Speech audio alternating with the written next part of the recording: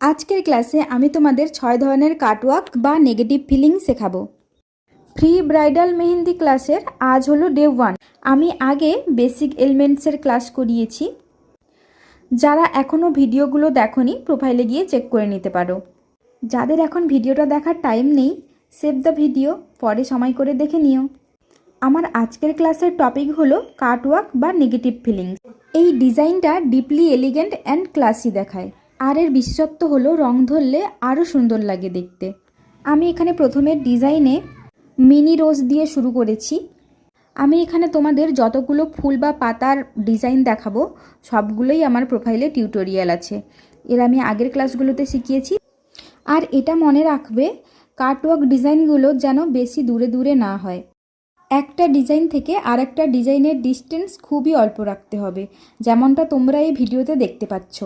তোমরাও ঠিক ওইভাবেই প্র্যাকটিস করো। এই কাটওয়ার্ক ডিজাইনে মূলত ডিজাইন বেশি হবে আর ফিলিংয়ের জায়গাটা কিন্তু কম রাখতে হবে।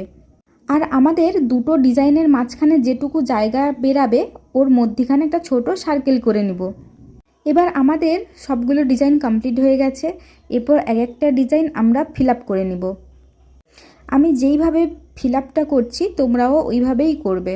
আর তোমরা এমন টিউটোরিয়াল পেতে আমার আইডিটাকে ফলো করে নাও। আর আমার ভিডিওগুলো দেখে যারা যারা প্র্যাকটিস করছো, আমি ডেসক্রিপশানে নাম্বার দিয়ে দেবো, চাইলে তোমরা আমাকে হোয়াটসঅ্যাপেও পাঠাতে পারো। আমি কারেকশান করে দেবো কার কোথায় ভুল আছে। টাটা।